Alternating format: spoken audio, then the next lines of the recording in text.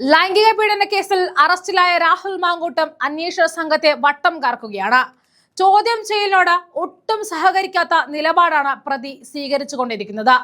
നിർണായക വിവരങ്ങൾ പലതും ചോദിക്കുമ്പോൾ വെറും ചിരി കൊണ്ട് മാത്രം മറുപടി നൽകി ചോദ്യങ്ങളിൽ നിന്നും ഒഴിഞ്ഞു മാറുകയാണ് രാഹുൽ.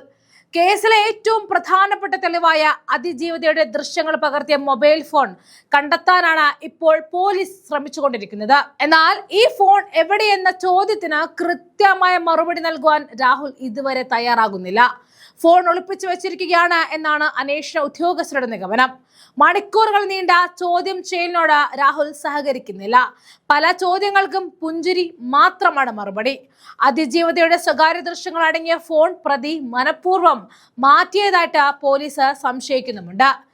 ഡിജിറ്റൽ തെളിവുകൾ ലഭിക്കാത്തത് അന്വേഷണത്തെ ബാധിക്കുകയാണ്. പ്രതിയെ വിവിധ ഇടങ്ങളിൽ എത്തിച്ച തെളിവെടുപ്പ് നടത്താനാണ് പോലീസിന്റെ നീക്കം. ഫോൺ കണ്ടെത്തുക എന്നത് കേസിലെ ശിക്ഷാ നടപടികളിൽ നിർണായകം തന്നെയാണ്. രാഹുലിന്റെ ഈ നിസ്സഹകരണം സത്യത്തിൽ അന്വേഷണ ചുമതലയുള്ള ജി പൂങ്കുഴലി പോലെയുള്ളവർക്ക് തലവേദനയാണ്. ഫോൺ കണ്ടെടുത്തില്ലെങ്കിൽ കോടതിയിൽ തെളിവെവിടെയെന്ന് ചോദിക്കുമ്പോൾ പൂങ്കുഴലി ഉൾപ്പെടെയുള്ളവർക്ക് ഉത്തരം മുട്ടുക തന്നെ ചെയ്യും. അതാണ് രാഹുൽ നിരന്തരം ചെയ്തുകൊണ്ടിരിക്കുന്നത്. അതേസമയം തന്നെ തെളിവെടുപ്പിനായി കൊണ്ടു നടന്ന് ഒരു പ്രദർശന വസ്തു ആക്കുന്നു എന്നാണ് മാങ്കൂട്ടത്തിന്റെ പ്രതികരണം.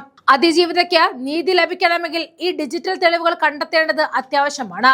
പ്രതിയുടെ ഈ മൗനം അന്വേഷണം വൈകിപ്പിക്കാനാണോ അതോ തെളിവുകൾ നശിപ്പിക്കപ്പെട്ടോ എന്ന ആശങ്കയിലാണ് അധികൃതർ ഉള്ളത്. കേസിന്റെ കൂടുതൽ വിവരങ്ങൾ പുറത്തു വരുന്നതേയുള്ളൂ. അതേസമയം രാഹുൽ മാങ്കൂട്ടത്തിനെ തിരുവല്ലയിലെ ക്ലബ് 7 ഹോട്ടലിൽ എത്തിച്ച തെളിവെടുപ്പ് നടത്തിയിരിക്കുകയാണ് അന്വേഷണ സംഘം. 10 മിനിറ്റോളമായിരുന്നു തെളിവെടുപ്പ് നടന്നത്. പീഡനം നടന്നതായി പരാതി പറയുന്ന ക്ലബ് 7 ഹോട്ടലിലെ 408 നമ്പർ മുറിയിലെത്തിച്ച പോലീസ് മഹസറും തയ്യാറാക്കി കഴിഞ്ഞു. ഹോട്ടലിലെ 4-ാം നിലയിലെ മുറി രാഹുൽ തിരിച്ചറിഞ്ഞുവെന്നും മുറിയിലെത്തിയത് സമ്മതിച്ച് എന്നുമാണ് പോലീസ് തരുന്ന വിവരം. ഹോട്ടലിലെ 4-ാം നിലയിലെ മുറി രാഹുൽ തിരിച്ചറിഞ്ഞുവെന്നും മുറിയിലെത്തിയത് സമ്മതിച്ച് എന്നുമാണ് പോലീസിൽ നിന്നും ലഭിക്കുന്ന വിവരം. ഹോട്ടലിലെ രജിസ്റ്റർ പോലീസ് പരിശോധിച്ച റൂം ബുക്ക് ചെയ്ത വിവരങ്ങളും ശേഖരിച്ചു. ഹോട്ടലിലെ CCTV ദൃശ്യങ്ങളടക്കം കണ്ടെത്തേണ്ടതുണ്ട്. അതേസമയം തെളിവെടുപ്പിൽ എത്തിച്ചപ്പോഴും തിരികെ മടങ്ങിയപ്പോഴും മാധ്യമപ്രവർത്തകരുടെ ചോദ്യങ്ങളോട് രാഹുൽ പ്രതികരിച്ചിട്ടേയില്ല. ചിരിയോടെ അകത്തേക്ക് പോയ രാഹുൽ മടങ്ങിയെത്തിയപ്പോൾ ഒന്നും മിണ്ടാതെ വാഹനത്തിലേക്ക് കയറുകയായിരുന്നു.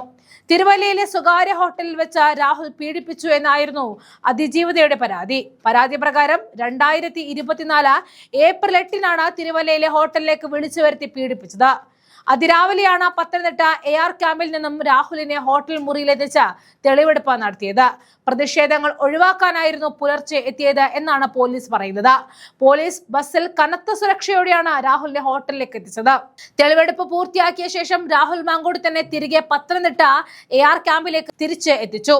രാഹുലിനെ കസ്റ്റഡിയിൽ വിട്ടുകിട്ടി 2-ാം ദിവസമായ ഇന്നും രാഹുലിനെ വിശദമായി SIT ചോദ്യം ചെയ്യുകയാണ്. പാലക്കാട് എത്തിച്ച് തെളിവെടുപ്പ് നടത്തുന്ന തീരുമാനം പിന്നീട് അറിയിക്കുന്നതായിരിക്കും. 15-ന് വൈകിട്ടാണ് രാഹുലിനെ തിരികെ കോടതിയിൽ ഹാജരാക്കേണ്ടത്. മറ്റന്നാൾ കോടതി രാഹുലിന്റെ ജാമ്യാപേക്ഷ പരിഗണിക്കും.